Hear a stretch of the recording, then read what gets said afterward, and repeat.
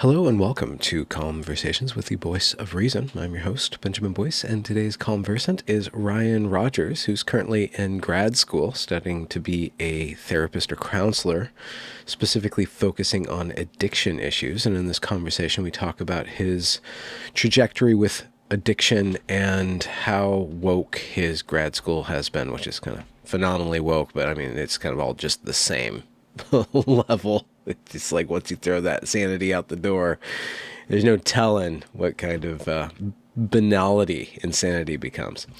You can find Ryan's work linked below. Found him to be a great guy. If you enjoyed this content, consider liking, subscribing, and donating, also via the links below. Without further ado, here is Ryan Rogers. What have you been up to? Not a lot, just grad school, trying to survive with my sanity. Sorry to hear that.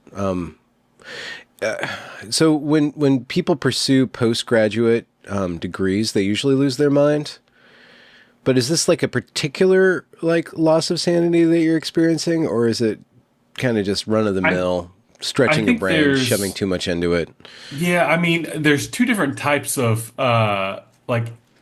post grad insanity, and one would be that kind of I'm crunching numbers, I'm doing tons of research, I'm working really hard, and because of that, my brain's exhausted and I'm losing it. It's definitely not that kind.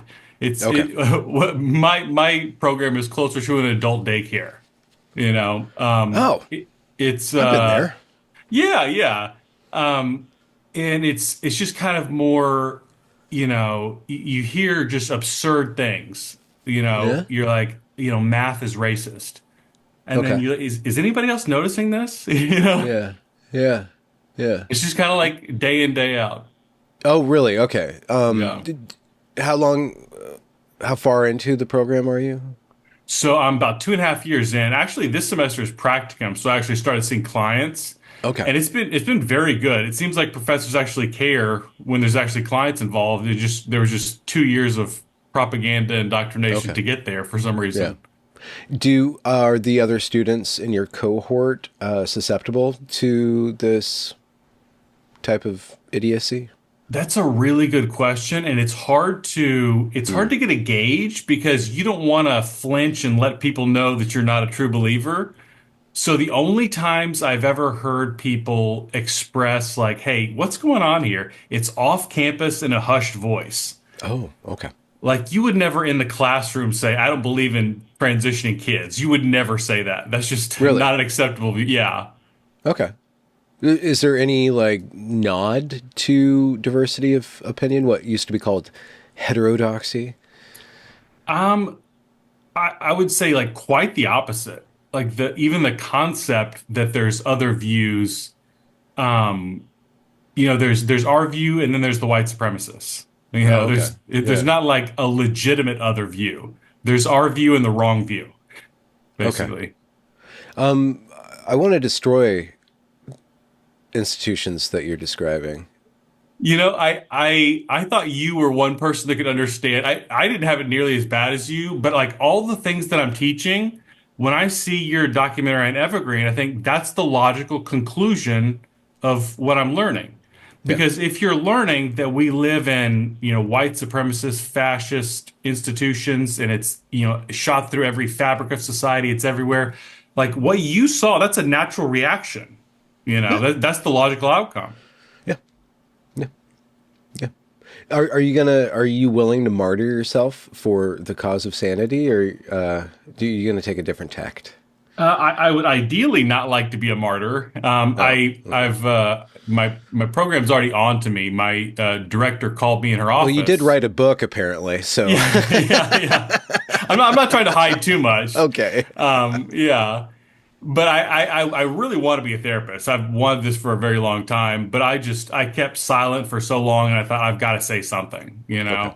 It's just I've seen firsthand the tragedy of addiction and mental illness and overdose and suicide, and it's a very real problem, and it needs people who are taking this seriously. And it seems like one, we're not taking it seriously, and two, the political indoctrination is almost making it worse because we're kind of removing that element of agency and autonomy from people that could let them take some control over their lives and saying, no, no, you're a victim of systemic and structural issues. And how does that work out psychologically with like the professors and the students? Do you perceive that they are gaining better mental health if you're able to gauge that, or Mhm. worse by Um, believing this stuff? it's a tough thing to gauge because so much of it feels like a performance. Mm. And it's Hmm. hard to judge the authenticity of it, Okay. but there seems to be, you've heard the slogan, "White silence is violence." There's Oh, I've this, I've been there. Yeah. yeah, yeah. There's this mentality that you're really not allowed to relax and enjoy yourself because there's always some social justice work that needs to be done. Yeah. So there's kind of this constant underlying background tension and anxiety to everything because of that, because there's always some injustice that you could be fighting. Mm-hmm. Yeah. And have you seen anybody actually achieve justice in person I mean, in your classes? Do they try from to perform the work, from capital what I Q, capital understand, you W? can't achieve justice according to their worldview. You can't on an individual level, not until the capitalist system is overthrown and the white men are dethroned from power, not Oh, until okay. all these big systemic and structural changes. It's really more, I think like Robin DiAngelo talks about this. Like you have to point out problems, but you don't want to be too focused on solutions because solutions are somehow part of the whiteness. Oh yeah, So yeah, it's yeah. it's just pointing out problems, Okay. letting everybody know how problematic this or that is. Okay. And in your studies or in your practicum, what areas of mental health are you focusing on? Primarily addiction. That's my Okay. work background, personal background. Mm-hmm. What's your favorite drug? It depends on what time frame you're looking at. If you're looking at just 30 minutes, definitely cocaine. Okay. But Yeah. cocaine doesn't not a good shelf life, I guess. Like No, it after a doesn't pay few the hours bills. it gets rough. Okay. Yeah. Yeah. And I had a run in with that substance Hmm. long time ago. And I was addicted to it very severely, and but I knew I was heading for a dangerous place. So I had to avert myself, and I pulled back from the white powder to the green plant for a while. Yeah. I kind Yeah. of skipped my way out of it, and eventually I got out of the addiction cycle. But I've Yeah, always been congrats. prone to addiction. Yeah. What It's what a tough is thing to the slide into. what's your how do you conceive of addiction? Like, what is the there's probably several frameworks, and which ones do you favor, and which ones do you think are kind of bunk? I mean, I've read a lot of different theories on it. There's from like a therapy perspective, there's like a CBT kind of learning and behavior. You got the wrong reinforcements and you have Hmm. to, unlearn that. Psychodynamic Re-engineer incentive structures, kind of thing. incentive structures. Yeah. Like psychodynamic would say there's some deep underlying thing, possibly from your childhood that you're trying to treat in some way. Hmm. Um, Self-medicating. yeah, I mean, I feel like just in a general sense, there's always something you're running towards and something you're running away from. Okay. And, you have to face whatever it is that you're running away from. And you have to, you have to develop something to run towards that's different and not destructive. Okay. So for me, a big part of that was going back to school so I could kind of contribute to helping other people with this issue. Yeah. So you participate in bettering other people Yeah. as a goal, as a higher good. Have you been successful? How many people have you saved, Ryan? I mean, the numbers are insurmountable. Hmm. No, I mean, I've been working in the field for a while, and like I enjoy working with people. It's very rewarding. I think working in addiction treatment centers is really rewarding for me if it's like a 30-day place or a 90-day place. Because with that specifically, you see dramatically quick changes in people. You meet someone on the worst day of their life, and then it just keeps getting better, usually keeps getting better from there. So it's Yeah. very reinforcing for the person working. Well, speaking about reinforcing, how do you forestall relapse? Mm. Is that something you guys focus on? I can't Yeah, I mean, imagine wouldn't. I stay connected to other people that are kind of walking a similar road as me. Yeah. That's a big part of it. I think I'm kind of like an existentialist in the sense that Mm, making sure I have meaning and purpose in life. Like that's kind okay. of the big thing. If I'm Yeah. lacking meaning and purpose, why wouldn't I fill that void with something that feels good? Okay. What do you mean by meaning? Are we talking about apophenia or like just being a poet, seeing meaning in everything or Oh, well, I mean, I guess there is some of that. I've been reading about like the psychological phenomenon of awe, like just being ah, like inspired by the world you live in, whether it's a yeah. sunset or a starry night. Yeah. I do like that for sure. Part of Triple it, rainbow yeah, kind of thing. Yeah. part of it is my Christian faith is very like big to me, but on Hmm. like a very daily concrete level, it's this journey of helping people on the same road that I was on. You know, that's provides a lot of meaning for me. Yeah. Well, why Christianity? Why not Scientology? I mean, you have so many things to choose from nowadays.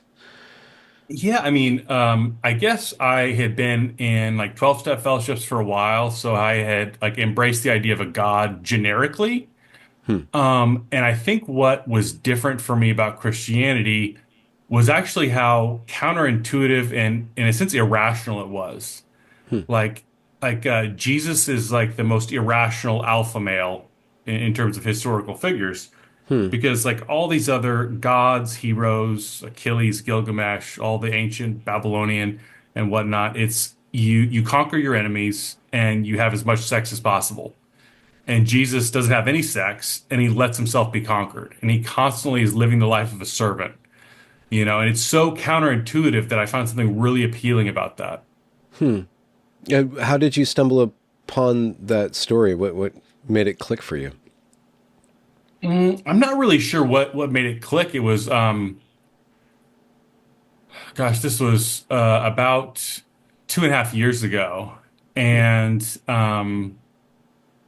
you know, I've been looking into ever since then, like the psychology of like mystical experiences or spiritual experiences, and it was kind of one of those like heavens opened up moment for me, and it was just Hmm. kind of this is the path you need to go down. And I was like, is this mental illness? Like, what's going on? And if I just like spontaneously develop schizophrenia, like this is very confusing for me. And then I started reading like these experiences are pretty common for people. And so I'm still trying to figure out, you know, what's going on? Why do people feel like this? You know, it's you know, pretty amazing, but also just very different from any other experience in life. Hmm. Could we get into that? Like Sure, what sure. happened? What's the story? Man, the way I would describe it is like a sixth sense. Like a God consciousness sense. And so if I were to be describing something visual, I would use the word bright. And if I was describing something auditory, I would use the word loud. And so it's like that type of intensity, but with this other sixth sense. So I'm feeling like the presence of something that I can't describe that's like way bigger than me and it's just overwhelming. So in that instance at that time, it was like 3 hours where I was just in tears, like tears of joy, not able to explain what's going on or what I'm experiencing, but something's happening. Hmm. And that just came over you spontaneously?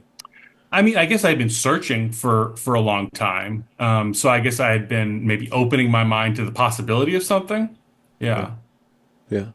Where were you? Were you just like in a movie theater or driving No, a bus? I was on my couch.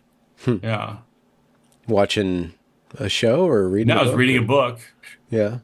And Yeah. something shifted in you. Yeah, yeah. So And then how was the landing from that? You Just know, pass out, go to sleep or like I started reading about what these experiences are, and it like they can kind of go a couple different ways. One is people are like, that's weird, and kind of nothing changes in their life. And there's some people who make huge changes, like okay. based off of this kind of burst of inspiration. And I thought that's what I want. And so I started, you know, going to church again. I started volunteering. I started, you know, trying to deliberately live my life in a more moral, more spiritual way. And I think in terms of my psychological health, it's had a tremendous payoff. Yeah. Yeah. What got you on the road to addiction in the first place? Man, I guess it was kind of that, you know, meaninglessness, purposelessness. I was, you know, in college, but didn't know what I wanted to do. Um, and I mean, the first time that I smoked pot, that just sucked me in. I Really? mean, I feel like there's a lot of people who like pot's not a big deal to them, but there's certain people like me where just the way that I'm wired, it just sucked me in instantly. It was almost like a spiritual experience in the sense that it touched something deep inside me. And I thought, I want more of this, Yeah. and from the very beginning I was hooked. Yeah. How And did it obviously there was affect your, alcohol and other drugs as well, but that yeah. was the first one. Yeah. How did it affect your life? Just being a stoner? I mean, before like heavy drinking and hard drugs came in, it was kind of like numbed out to everything. Mm. At the beginning, it accentuated feelings, made me feel things more deeply, but then it kind of transitioned into this state of numbness. Yeah. Right. And so I was numb to the fact that I was failing out of college and didn't really care. Just started Okay. delivering pizzas and like, this is what buys me weed. That's all that really matters. Yeah. Yeah. Saw romantic relationship failing and, that doesn't matter. Relationship with family, friends, all these things start falling off. And I can't generate a lot of intense feelings because that's not the main thing that matters in my life. Yeah. With weed, it was like this very slow, descent as opposed to like with cocaine, like you hit that wall very quickly with cocaine. But like with weed, it was like a long fade off, I guess. And so you went from weed, like classic gateway, 60s warning, those little films, like where you just like all of a sudden you're a maniac and robbing people and shortchanging For people. me, it was actually, I mean, I started drinking a little bit heavier, but in 2011, I got a DWI and possession of marijuana charge, and I got on probation. And so the one thing you really can't do on probation is smoke weed. And so I started, this was, I don't know if you remember these days, but you could go to the gas station and get spice and bath salts and these like basically experimental drugs Hmm. that you had no, it was like made in somebody's basement. You had no clue what it was. And they were horrible. It was probably the worst drugs I've ever done. I mean, it was not mild at all. It was like probably like borderline psychosis Yeah. with some of this stuff. And then I got off of that and then coke, pills. I did a lot of psychedelics at one Yeah. point. Just searching for anything. Like I said, that existential, what can fill this hole, basically. Hmm. And what triggered your reevaluation of substances? Um, I got sober New Year's Day of 2017, and there's a saying in 12-step fellowships, some of us got here because we saw the light, and others because we felt the fire on our ass. And I was kind of the latter. Like I was broken as a human being. I was 29 years old and I had liver damage from drinking so much, Oh, which is not common. And like at the end, I physically could not hold down a drink. I would just throw it up immediately. And it was like the okay. most depressing time in my life because all I wanted to do was get drunk and I physically could not. And I'm just kind of broken as a human being. It's like I have to do something. And so I started, doing recovery and kind of working my way up. And it was a very slow build, I guess, but Hmm. Hmm. definitely grateful for that. Yeah. And were you able to do it on your own, or did you require help? I had a lot of people helping me for Yeah. sure. Yeah. I mean, 12-step fellowships were big. Um, I was in a sober house for a while. Um, yeah. I mean, there's a lot of 12-step sponsor and friends. Family was very supportive. Hmm. Yeah. Yeah. Yeah. I'm a very egotistical, selfish, solitary person. I decided to work on it on my own, just me and the Almighty. Mm. When I went on that journey, I couldn't imagine. I still can't imagine like opening myself up to a 12-step group. I could probably do it like a live stream or something like that to like Mm. this anonymous mass. But there's something about that direct community that Yeah. I'm wary about. I have this Probably.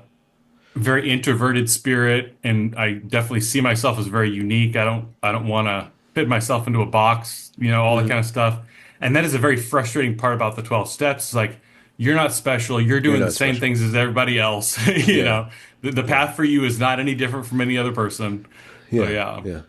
Why 12 steps? Is that a random number, or did the guy Bill, is his name Bill, right? Yeah, He Bill just like Wilson, yeah. he was like flipping through the paper and he landed on the horoscope, and he had this flash of insight. It's like, no, Mm, there's 12 steps. yeah.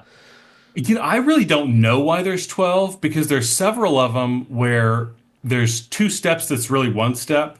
It's kind of Hmm. like I thought about amends and then I made amends. It's Oh, like okay. that could be one step, you know? Yeah. It's like I thought about God and then I turned my will and life over to God. That could be one step. So there's several of those that could be condensed. I don't know why it's maybe it's Hmm. 12 is a special number with 12 disciples. I don't know. Yeah. Well, I can see how, considering something and then committing to that something, seeking, well, amends, you said. So, Yeah. Yeah. like contemplating that and spending time on that step to really Mm. evaluate and reevaluate your relationships.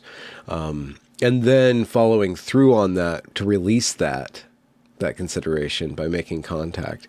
What was the most excruciating part or step of that process for you? Hmm. It's a good question. I Thank mean, you. yeah, over the years there was different types of things, but steps two and three pertain to higher power type stuff. Hmm. And at the time I got sober, I was just a bitter, resentful person. I was like your stereotypical angry atheist, Yeah. like the type of person like if I were on a bus, you would not want to sit next to me, you know? Oh, okay. Yeah. Uh, and I hated that idea that you want me to adopt some kind of conception of God. And so I kind of pushed that off where I would say, make up Been some there. generic thing to kind of, get out of the conversation. And it wasn't until years later that I really came around to adopting that. But it was something that like I wrestled with it personally, and it kind of rubbed me the wrong way when anybody talked about God because I saw my life as going so terribly, and if there is a God, he's probably not that into me kind of mentality. Hmm. Hmm. So Yeah. Well, I mean, it's hard for God to be into you if you're not into yourself, right? mm, yeah, Yeah. yeah. And then what was some of the, like, there's a sponsor relationship. It's interesting. The 12 step program is kind of a it's kind of a trope in modern storytelling, especially like movies or TV shows. You insert the alcoholic because it's like it's instant drama, and then you have instant I mean, it's instant turmoil, kind of like you have a hero arc kind of built in, but then you also have relationships built in because you have a sponsor, and then you have different heart to hearts, and it gives you as a writer just beats to insert some sort of internality without like doing a voiceover or something like that. Have somebody confessing to or working through a problem or facing a weakness, and then like, it's kind of like there's a trope, whenever somebody is like gonna in the beginning of a movie or in a TV show, if like 12 steps come up, you're like, okay, well, eventually he's going to fall off the wagon, or he's going to get really Mhm. close, and he's going to have to claw through that. And then there's going to be this whole thing about honesty and dishonesty with himself. What kind of relationships did you form, or what did you learn about human relationships by forming relationships in the context of 12 step program? That's a really interesting question. I don't know how you're supposed to do it. Um, but what I've generally done is gotten a new sponsor about every year. Oh, I'll go through all like 12 Tarzan. steps. Yeah, yeah. I'll go through all 12 steps and then, kind of move on to somebody new. Hmm. And I've had really interesting experiences. Like there's one dude that came out of prison that was just, I mean, hardcore about the 12 steps. He was like a drill sergeant for the 12 steps. And like I needed that early on. Hmm. Then I had, two older lesbian women were my sponsors at different times, and they just hit me with a different type of, wisdom, I guess. There was a year that I took a year off of 12 step stuff, and I did smart recovery. I don't know if you know what that is. Is that like Kind an of, app? it's kind of like CBT based, like Okay. you go and have your Cognition. meeting. Yeah. Yeah, like change your thoughts, change your behavior kind of deal. Um, so yeah, I mean, I've had a lot of different experiences, and yeah, I just got a new sponsor and very much into like the deepening the spiritual life because like thinking about alcohol, thinking about drugs, it's not a big part of my life anymore. I'm not really Yeah. tempted. It's kind of more, can I deepen the spiritual side of things? Yeah. Well, are you moving on from the addiction model of your own personal growth then? I would say that that idea of addiction is like my starting point. And I think it's important that I remember that. I think Why? this happened to Is that me in your the past, and cross it's to what? bear? Or is that your cross No, to it's bear, kind kind of of? more like the way I would describe it is like step one is to get off of alcohol, right? Or drugs or what have you. And like it gets, there's way more to the program, to spirituality. There's way more to all that, but you got to remember that's an essential part, right? Like if I start drinking again, all these spiritual gains just disappear for me personally. Yeah. Yeah. Does does that stepping off point, sacrificing something or giving something up, has that changed over the years? Like you give up alcohol, you're like, well, I've already given up alcohol, I have to give up something else, kind of thing. I mean, yeah, actually you're very right. The most recent thing was nicotine. I gave up vaping, which Mm. I was absolutely married to for many years. I thought I'll never give this up. And it was like, this needs to happen. Like this is the next phase of your journey, you know. Oh, okay. Yeah. Yeah. And what's been the hardest thing to give up? The thing that you're like, I just can't give this up, God. I'm just I not think ready. I'm not here.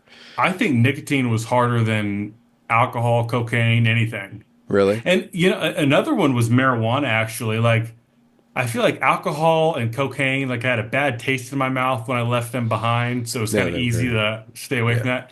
But there, like for years, there was something romantic about, what if I just had like one blunt or something? Just that Yeah. thought. For years, that thought was in the back of my mind. Yeah. Yeah. Did you wake up one day and that was gone? It was around COVID, actually. I'd COVID. gone Isn't back that to, interesting when we talk about this disease? Is it's like this epoch in our shared history? Like, yeah, remember COVID? yeah, yeah. Like, wow, that's My job shut down, classes shut down. I was finishing undergrad, classes shut down, just yeah. everything shut down. No 12-step meetings, nothing. I'm just Yeah, in my that must have apartment. been. We have no idea of the amount of suffering. And I mean, you talk about the kids and their delayed development, but the addiction and then all these other mental and physical health things that just were not taken care of during that Yeah. period in Oh response yeah. to a Yeah. virus that only affected what 2% of the population, if we're Yeah. allowed to say that yet. Yeah. Yeah. I mean, that whole lockdown just affected me psychologically so much. Really? Yeah. Yeah. In what way? I mean, I'm learning how to live life as a grown-up person, go to work, do school, Oh, yeah. take care of business, be a social person, these things that because of my drug use and everything, it kind of broken that part of my brain. And I'm like functioning as an adult Oh, now, yeah. and then just the world shuts down. Yeah. And I have like no contact with anybody. I actually moved in with my parents for a couple months because I was like, I don't know if I'm going to go to the liquor store or Yeah. I was like in a panic. I was like, I can't go back there, but I don't know Huh. what other options I have. So, Yeah. and after I kind of pushed through that little phase at the beginning of COVID, I haven't had any cravings in the last 5 years or so. Oh, yeah.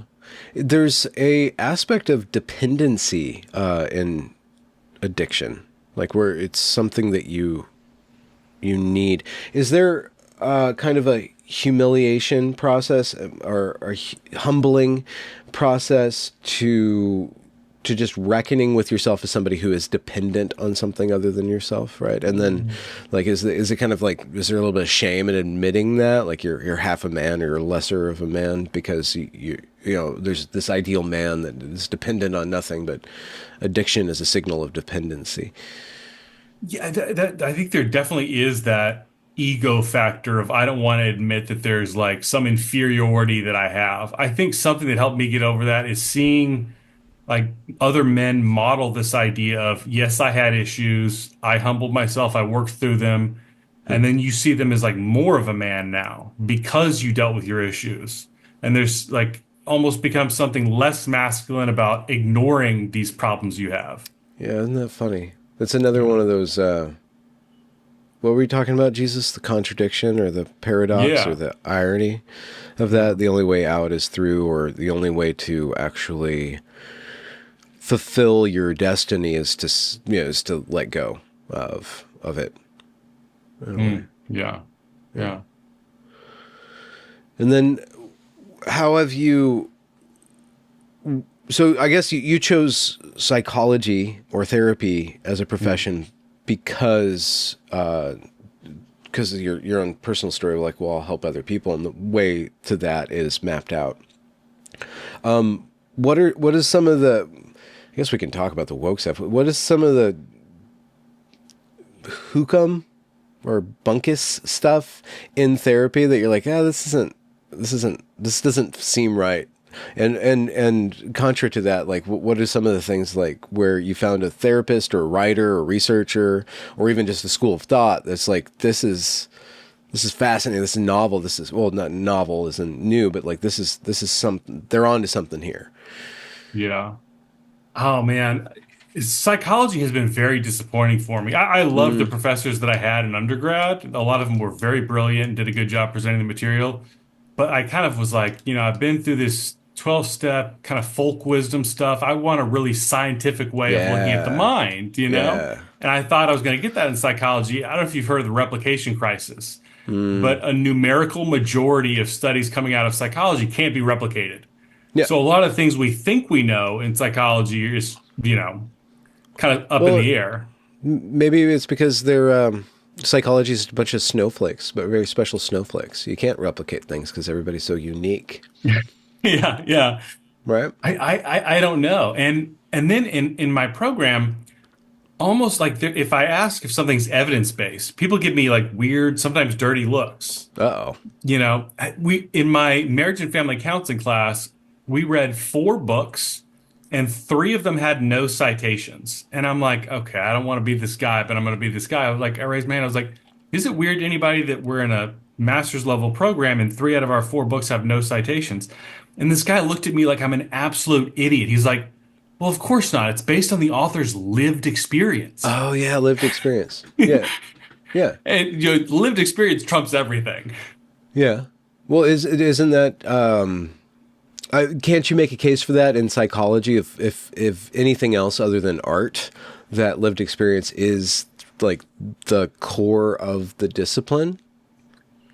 Sigmund Freud once said we all eventually run into the brick wall of reality.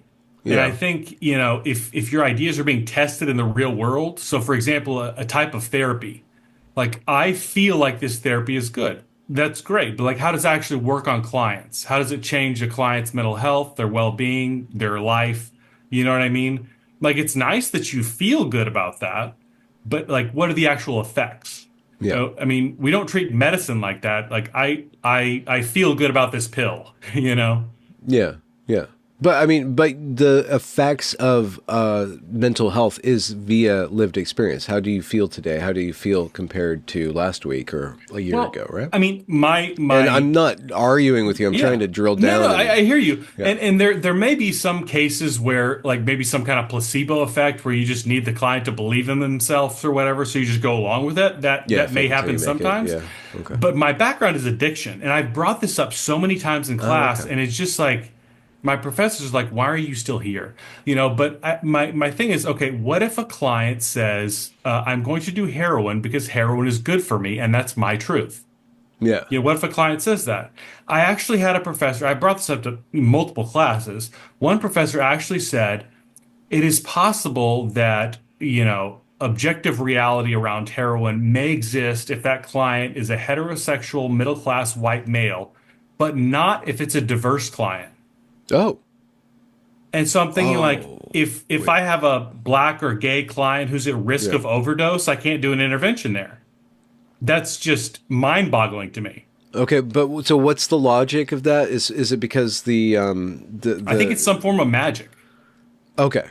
So like melanin or proclivity to filleting the same sex excuses you from or gives you access to a justification for the addiction, or the addiction is there to support you in a world that is seeking to destroy you every time you go into a bathroom stall or leave your house. I'm not. It's hard to like pin them down on what exactly they're trying to say here, but something about, the lived experience of this marginalized person cannot possibly be understood by me, the white male therapist. And so I would be, if I would say, try to use some CBT technique of, cognitive reframing, actually heroin's bad for you, that would be like punching down or something like that. Okay. But heroin isn't good for them. Can have you pressed the your professor on this? Like, so are you saying that heroin is good for these people, or is it still bad for these people? Yeah, it's hard to press them. It's hard to like pin Oh. them down on anything. Like even the concept of objective reality is a very touchy subject. Oh, okay. I was in one class and I said, Yeah. this was, I only push back a little. I'm not like wearing a MAGA hat to class or anything. Oh, okay. Um, I push back I try a little bit every day. And one thing I said was sometimes, not all the time, objective reality could be a useful concept in therapy. And the way people looked at me, you would think I just kicked a puppy or something. Hmm. It was just, like why would you even say something so terrible? Oh, terrible. Not just off the wall, but terrible.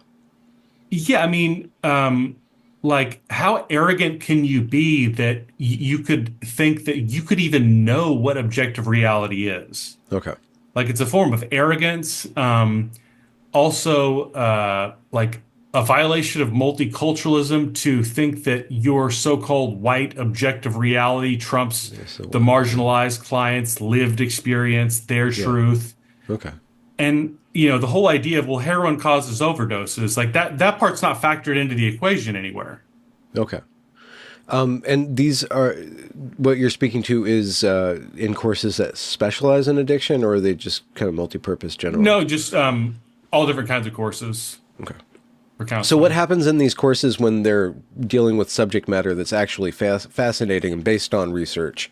How do they square that with their ideology? If somehow reality creeps in to the classroom, how have they reacted to that? And not from somebody questioning, somebody like some arrogant jerk off like you, like doing this, but like, Try to uh-oh, preserve my privilege.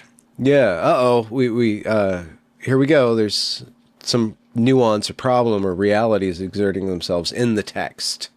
I think probably the best example is how the professors react to gender affirming care.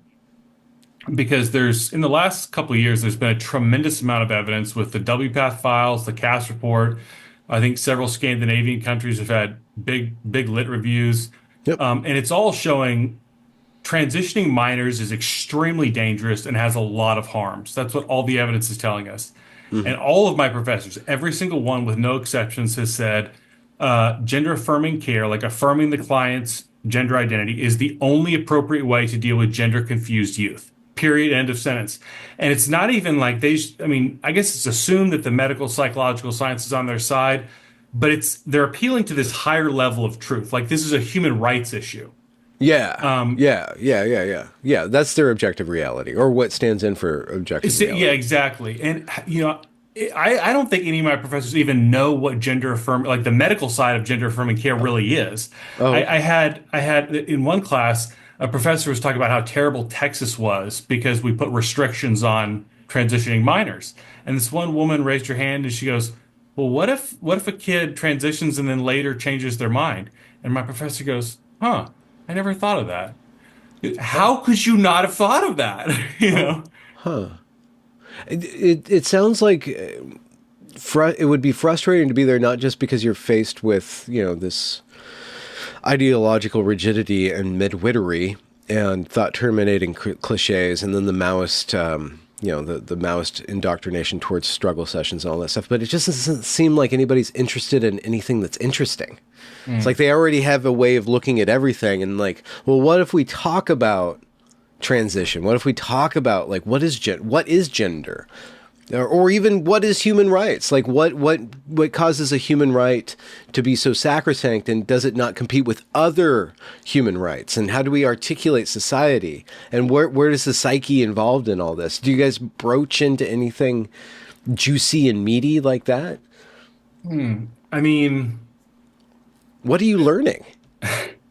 it's interesting. I'm in practicum right now, so I'm actually seeing clients, and the Yeah, two okay. supervisors that I have are actually really good. They're, really helpful. They're knowledgeable about stuff, and it's like client well-being actually matters, and so they're giving me really useful tips about stuff. I don't know Mm. why 2 years of indoctrination was necessary to get to this point, though, Yeah. because Yeah. for 2 years it was almost entirely worthless. Yeah. And it's just. Yeah. I had one professor who, like, this kind of summarized a lot of the take. Was She said that one of your primary objectives as a therapist is to become a political activist so that you can, quote, burn it all to the ground. Oh, yeah. Yeah, Starting with the college. yes, yeah.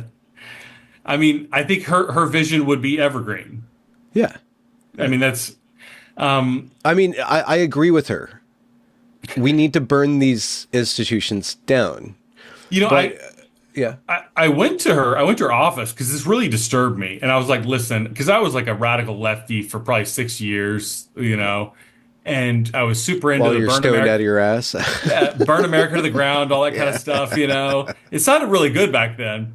And I kind of came out of that, and I was like, my mental Mm. health started clearing up. I was like, I kind of really don't really, I'm not really interested in burning down the place that I live. Um, I came to her. I said, "Listen, I've done all that. I've been a political activist. I get it. I know what you guys are doing. I don't really want to do that personally. I came here to help people one on one with their mental health, addiction issues. That's why I came here." Yeah. And she said, "That's too bad. If you want to be a counselor, you have to be a political activist. Period." Okay. Who is she to say that? Like, That's actually not just her. That's KCREP, our accreditation program, the American Counseling Association, the American Psychological Association, also for social workers, psychiatric, pediatrics. I mean, basically every major organization is captured with social justice ideology. This isn't. It wasn't like a one-off professor. Like she's speaking coherently for her field. yeah. Yeah, but if they are not focused on mental health, what gives them, other than institutional capture and momentum, what gives them the right or the expertise to hold the authority over mental health if they don't care about mental health? Like, I mean, I guess it's just momentum at this point. You need yeah. letters behind your name to bill insurance. That's the only reason they Okay. have so much Yeah. trust. That's Yeah. it. How do you deal with the with meeting that? Do you want to go like purchase a fifth of Jim Beam and wallow? And are you frustrated? Are you angry? Are you like I mean, bewildered, nonplussed? my big thing is I have to be in contact with other people who are Huh. seeing this Okay. because I feel like, I mean, I was in this one class where we were talking about microaggressions, and the professor said microaggressions are lethal and fatal. Ooh. I was like, how? Okay, the example they were giving was complimenting a black woman's hair is like a no-no. I was like, okay, I get that. Like, you don't want to be disrespectful, but like, is this really in the same category as murder? And the example given was, well, what if you say, "Hey, I like your hair," and then someone else notices and says, "Hey, that's a black woman," and then calls the police, and the police come and shoot her. And like, that's how microaggressions are on par with Well, I'm murder. sorry. Is this a real life? Like This this is is in what they class, said? and I'm looking around. I'm like, is anybody else hearing this? Like, are we all in the same classroom right now? Like, did I go into the wrong room? Like, where am I? And so, like, in moments like that, I have to walk out of class. Hopefully, wait till the end of class, walk out and call someone. Like, am I off here? Is this weird? I have to find other people that are seeing what I'm seeing. Because if I'm the only one, I'll lose my mind. This it sounds like some sort of like really cheap YouTube parody of social justice culture. It was like, oh, you have great hair. Why would you say that? Oh, it's a black woman. Call the cops. The cops come. Oh, it's a black woman. Look at her hair. I need that scalp. Pew pew pew. It's And like then an she's just SNL dead. parody of wokeness. Yeah, I've never heard of scalping. I mean, this is highly offensive to the social justice ideologues, but yeah, I've never heard of like police actually scalping black women. But apparently, that's a ever-present threat in fascist America. Yeah. Yeah. Oh, another one. This is the what it's hard to explain the atmosphere that you're in because I can give you like Yeah, specific yeah. crazy examples like No, that. I But the know this whole atmosphere. atmosphere, you Yeah, know what it's like that it just it's hangs in heavy. the air and you're Yeah, like walking on eggshells with everything you say. yeah. There's a man and a woman having a conversation before class, and the man said, "Yeah, I heard they buried the hatchet." And the woman goes, "Oh, you shouldn't say that. It's cultural appropriation to the Native Americans." Oh, okay. I was like, everything you say could potentially be horrifically offensive. Yeah, let's look that one up. Bury the hatchet. Where does it come from? North American English to make peace. Oh, okay. So it's American. So yeah, Iroquois Confederacy. Translation of Thwati's monumental work of Jesuit relations. Okay. So I guess it does reference them. But this is the thing. This is the paradox of Aunt Jemima. Have you seen that? You've seen the Stalin picture where there's a picture of Stalin on a boat with his three friends, and then like every iteration of that picture, like he has less and less friends, you Yeah, know. But then yeah. there's like a bunch of the parody is that there's a bunch of products. You have Aunt Jemima, you have Betty Crocker and Land O'Lake girls, and then they're all dead, and it's just the Quaker Oats guys is Yeah, the left. white So guy. you're erasing everybody, and the only thing that remains is whiteness, right? And And like five I years from think now, we're going to be talking in some history class about how that's problematic, you know? I don't know. I don't think that this stuff lasts. I think there's a vibe shift, but it does have to run from the top down because that's how the stuff kind of spread. So if the institutions are smashed, or parallel institutions are take up, and then there's just a brain drain. This is one analysis of why the Democrats are in such a bad position right now is because they after what is it October 7th, the massive amount of pro-Hamas rallying in the left or from the radical portion of the left caused a lot of the Jewish intellectual elite in the Democratic Party to flee, and then they restocked all those Jewish elites with black women. And this is another very problematic thing to say, but the standard deviation of IQ like significantly dropped in that brain drain, and so that's what you're seeing now. This is why you have 2 years of worthless classes because all of the smart people stopped teaching that stuff, went to practicum, or just quit academia altogether. But where does that leave the well-meaning students go through these classes? I really want to know to what extent malpractice suits are going to be in the wings for these indoctrinated professionals go out there and then, cause a bunch of suicide or cause even greater mental health by their MAGA white person shows up, with these suicidal ideation, and they're like, well, you actually probably should kill yourself, probably should. One of the most stunning things is how conservatives, Republicans, and especially Trump supporters are treated in my program. Like no student would like openly admit to being a conservative. That would be like suicide. Hmm. But Yeah. professors, the way they talk about, multiple professors have talked about like I had a Trump supporting client, and I had no idea how to deal with them, and like the visceral Yeah. the way they're describing it, there's like an ick fast factor. Like I'm disgusted by you. There's obviously the I find you less moral than me. I find you intellectually deficient. But this, disgust factor is really strong. Hmm. In one class, the professor he broke us out into small groups, and the discussion question was, how are you going to be a social justice warrior for counseling? Yeah. And this one young woman in our group said, I'm going to vote like my clients would want me to vote. And I said, how do you know how your clients want you to vote? And there's like a look of shock and horror on her face. And she goes, what if I get a Trump supporter as a client? Like, you're preparing us for like non-binary, indigenous, disabled client, but you haven't prepared us for Trump supporter. Just those people are essentially subhuman in this, Hmm. field. What do you do with a Trump supporter? Personally, And yeah, in your professional opinion, what should happen to them?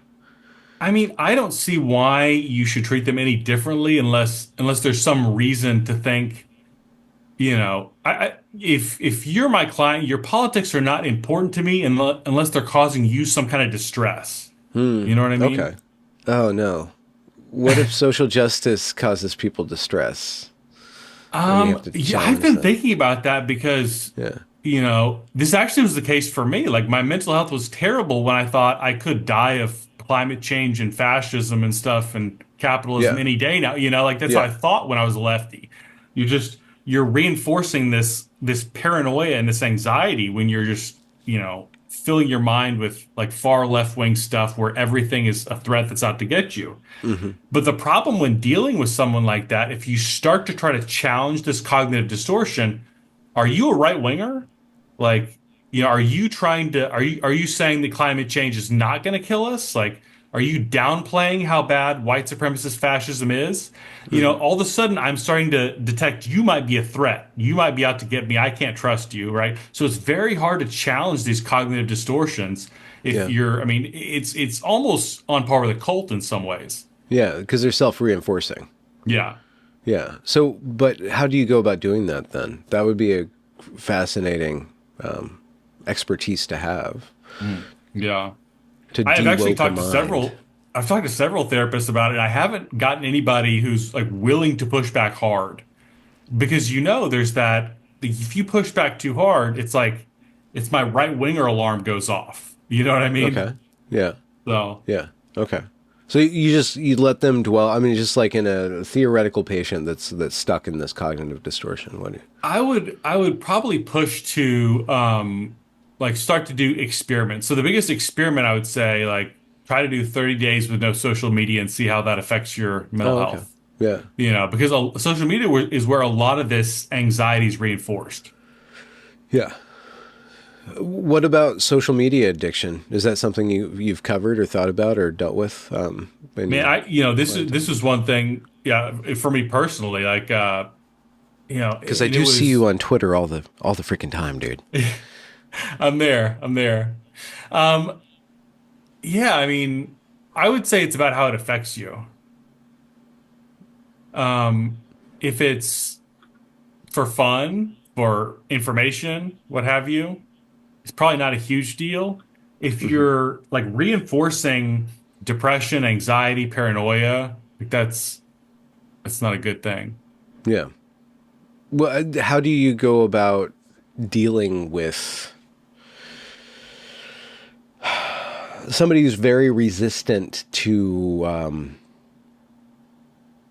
Well, I guess people end up in your care because something has happened, right? So they're Mhm. already on a trajectory, so that they're at least willing to admit that something might be wrong. For you, what's your basic practice or practicum on assessing where somebody is or participating in their recovery, I guess? Like, how do you even frame it, right? And then if If it's an ideology addiction is a part client of or it, yeah, if it's someone an else. are you mostly addiction In client? practicum, I see all kinds of people, but Okay. historically, I've worked in like addiction treatment centers. Okay. Yeah. But historically, like with addiction clients, let's say you want to find out what brought them there. If there was some big catalyst, you screwed up Christmas with the family or something like Mm. that, Yeah. what was your drinking using like? How long has it been going on? What's the pattern? Have you tried to quit before? What does it feel like when you try to quit? You start to gather these type of information. Yeah. And how central is the relationship between you and your client? Like, is that the core of it, or where's the core of the therapy taking place? Hmm. That's a good question. I mean, there's a lot of people who it kind of depends on what your modality is, but a lot of people, especially like humanistic type people would say Hmm. the relationship is all there is. There might not even be any kind of intervention outside of a human relationship. You Hmm. know, Hmm. if you're more CBT, you might have more technical interventions, challenging cognitive distortions, things like that. Hmm. Um, Kind yeah, of like looking at the mind as a machine kind of thing, and you're both yeah, like both of you guys positioning yourselves as like there's this behavior that's a third entity. We're going to talk about this behavior. yeah, yeah, Yeah, yeah. yeah. What do you favor? Which mode do you favor? I've always really liked studying CBT, and I think when I started seeing clients, I realized that I needed to kind of expand other parts of Mm, like my skill set, in a sense, really just like the human connection and reflecting this is what I heard you say, or this is what you're yeah. feeling right now, so that you can kind of build that bond. Because really, like if you're just strict CBT, like ChatGPT can pretty much do that, Oh yeah. and that's Yeah. that's not why people come to therapy. Yeah. Chat CBT. Yeah, yeah. So when are you wrapping up your schooling? So December is when I graduate. Oh, okay, so you got another almost full year then. And Yeah, is there, I guess you don't have to write a paper or anything like that for this no particular. thesis or anything like that. Yeah, No. okay. You just need to like ratchet up a number of hours. Yeah.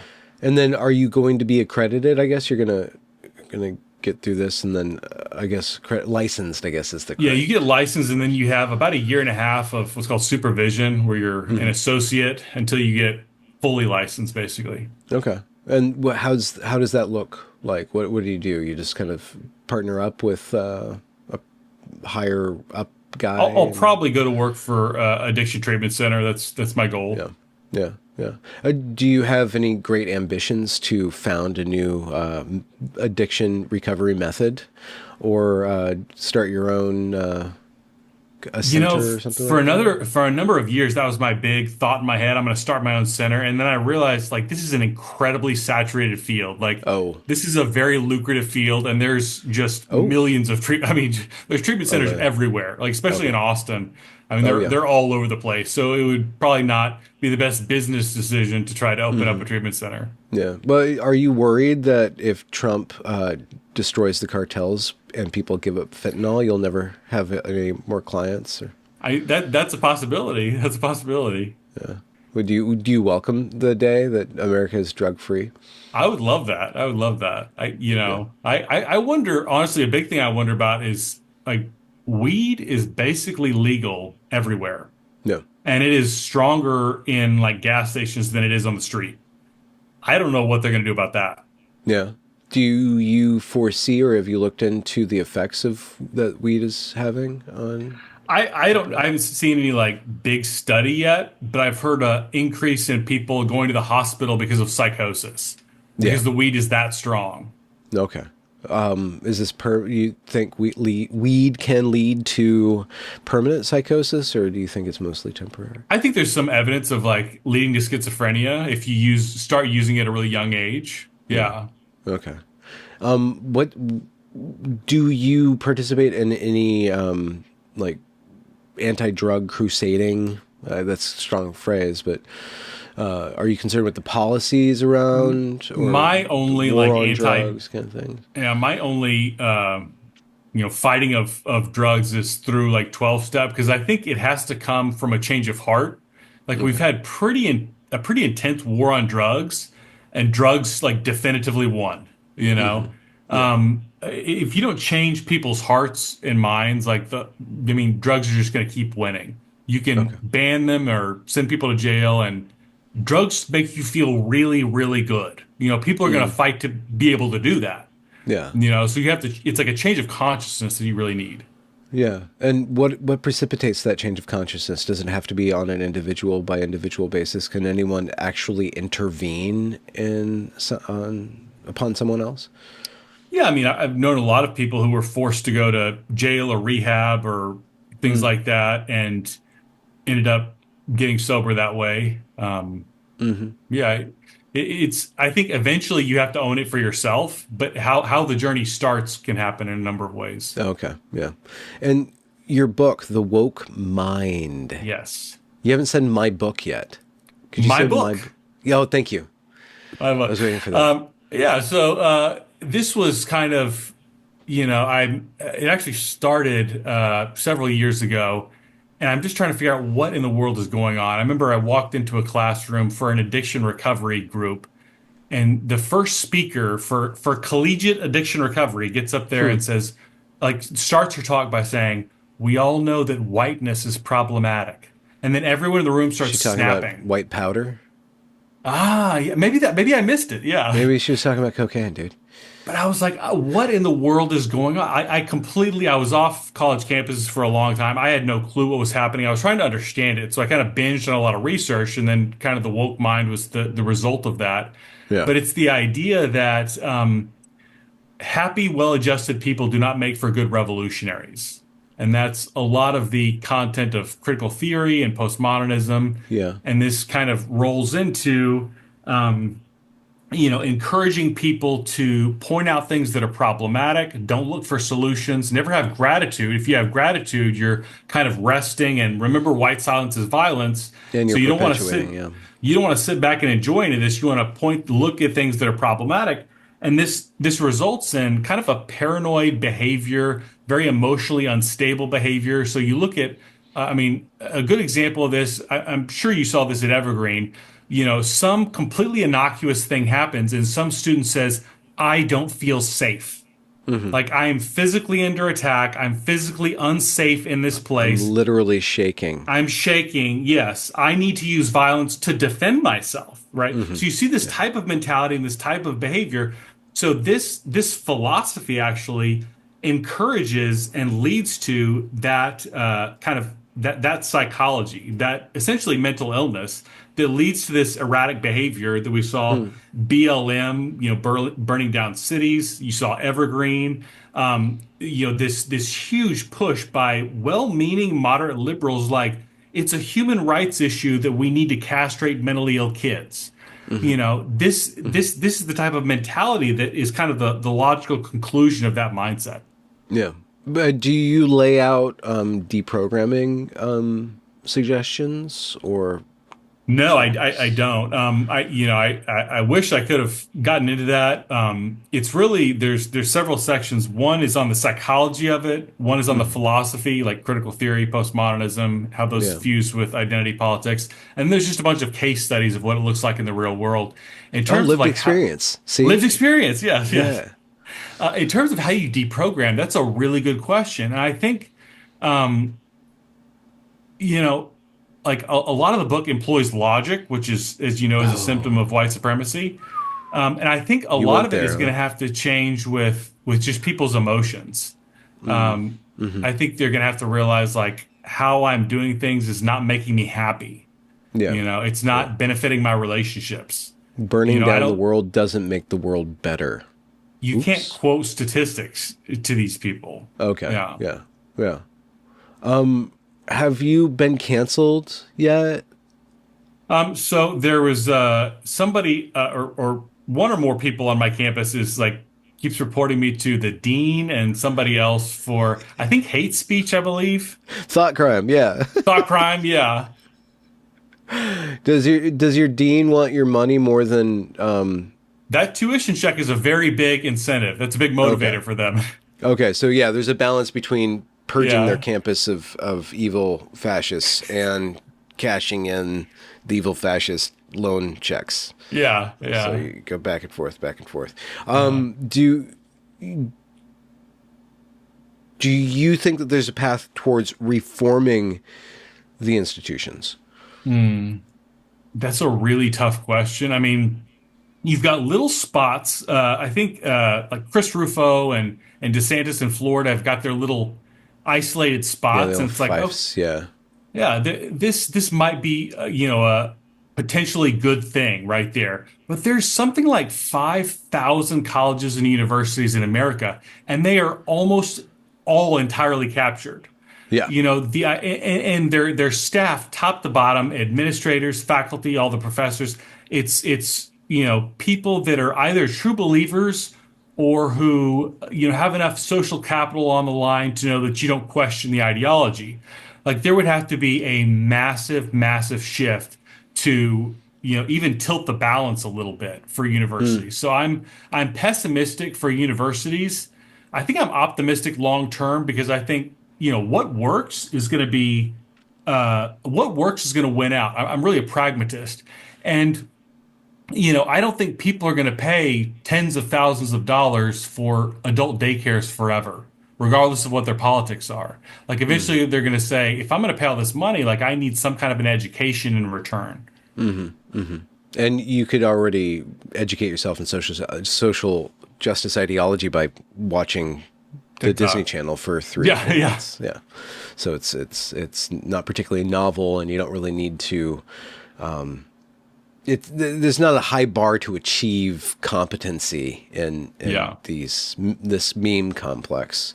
yeah. However, there's a higher degree of competency in actually doing good work in the world.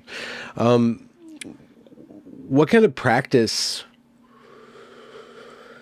like daily practice or hobby or you know thing that you do, has brought you the best results in your own mental health and your own flight from addiction? There's a lot of things there. So I have like a physical foundation, and my big three are getting a good night's sleep, exercise, and eating reasonably healthy. Mm, I do those things and my body feels good, and it begins to make my mind feel better. yeah. I try to read the Bible every day, have a little meditation, and going for kind of contemplative walks. It just kind of clears my mind a little bit, helps me gather my thoughts a little bit. Walking is a really good thing for me. Hmm. Have has your orientation to intimate relationships changed? Still working on that one. Yeah, yeah, yeah. Yeah. How does that how does one, what do you derive in way of knowledge of yourself through that aspect of life? Wanting it, not being ready for it, or wherever you are at. Like how is that a part of knowing yourself? Mm. I think what's interesting is in a romantic relationship, I'm assuming this is true for most people, that person sees the very best of you and also the worst. Hmm. And, I've kind of, learned that over the years. And, as I'm starting to enter a relationship, it's like, do I want to let this person see me when I'm feeling lazy and haven't showered today, or when I lose my temper, or like, do I want to let this person see that side of me? Hmm.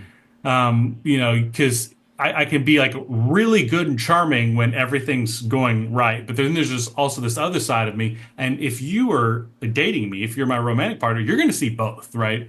And you Yeah. kind of have to kind of contemplate that. Yeah. Does that cause you trepidation towards being in a relationship?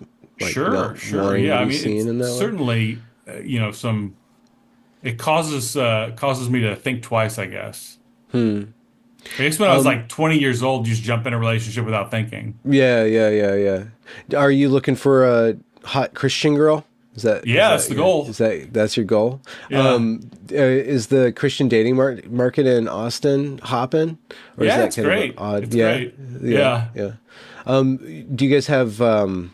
Is there much in the way of religious wars between the different Christian denominations, or is there just kind In of woke Austin? churches? And yeah, is there like woke churches, not woke churches Oh, kind of thing?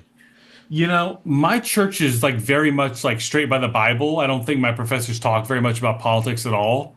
But I've definitely seen churches where it's like kind of um, I guess what you call a theocrat, like, we need America to be a Christian nation. And then there's Mm, like a lot of the Unitarian Universalists, like very woke in that sense, yeah. the opposite side of things. How did you So that find the right church for you? right after my conversion experience, I went church shopping with my brother, and that's where I Hmm. found a church. Yeah. Well, that's great. You have a bro. Did you grow up in Texas then? Yeah, just down the road. Oh, wow. Okay. Leslie's from there. I guess you She's probably from San already know that. Antonio, right? Yeah, San Yeah, Antonio. yeah. Not too far. I don't think that's too far. Would you consider No, that too it's maybe far? hour and a half for Yeah, me. that's pretty small Yeah, potatoes yeah, in a state like Texas yeah, and stuff yeah. like that. So what do you what's on your docket going forward? Do you create? You've written your book. Do you create content? Do you write articles? Where can people find you? Where are they going to find when they're going to get there? So my YouTube channel is Ryan Rogers. You can find me there, and on X, I'm at Ryan McRogers. What do you cover on the YouTubes? Do you have a So I have a gaming podcast, and unboxing? I, Yeah. I cover. I just like having interesting conversations with people. But the main thing I cover is what's going on in therapy. So I Hmm. interview therapists and counseling grad students about like what are you seeing, what's going on, and Yeah. seeing some really interesting stuff. Yeah. Do you see? Are you involved in support groups for therapists, people in the professional Not field? yet, not yet. No. Yeah. I know there's a few out there, but have you sought that out or see that as a need for you, or are you doing fine? Not so far. I Yeah. imagine. I mean, you will eventually. Like if I had a full caseload, I'm going to have a lot of emotional weight thrown on me day in and day out for a long period of time. I probably will need something like that. Yeah. Yeah. But right now, I Yeah, right guess it's now I'm sufficient to fine. have here. Yeah. Well, Ryan Rogers, thank you very much for joining me for this sweatered discussion about your Thank, life. thank you. Do I you, very much enjoyed the conversation. yeah, no, my pleasure. Do you, I guess the Bible is your book, a choice right now. So, what book in the Bible are you particularly fascinated by, engaged with, or that particularly speaks to you where you are right now? So I'm always I do two chapters a day, one in the Old Testament, Hmm. one in the New Testament. Hmm. And I love the New Testament. I'm in John right now, so I'm reading about Jesus, which is like very important to me. The other one is Job, the book of Job in the Old Testament, which I've Oh yeah. wrestled with quite a bit for like a long time. And what just is shocking to me is at one point, God essentially comes to Job and he says, "Put your big boy pants on. I'm going to talk to you like a man." Hmm. And I just think, Yeah. my gosh, and I look at my own life, and I think I can kind of relate that to God saying, it's great that you were off of drugs and alcohol, but I've coddled you long enough. Like I have bigger plans for you. You have to start moving your life along. Yeah. This idea of God talking to you like you're an adult, kind of is Yeah. an interesting concept. Yeah. Yeah, no, that's really important. Development, human development is very important. We're always kind of shepherding our own selves in a way. Like you mentioned, like being lazy or whatever. Like there's still like these childish behaviors that one is, it's incumbent upon one to deal with and to kind of face that and go through that process. Yeah. It's great stuff. Ryan, thank you very much. I'm going to end the recording. I'll link to your work down in the description below. I hope you have a great weekend. Thank you. You do the same. Uh, yeah, I have to talk to my wife about what we're going to do before I commit to knowing if it's going to be a good time or not. But I hope it's going to be a good time. There we go. Thanks, man.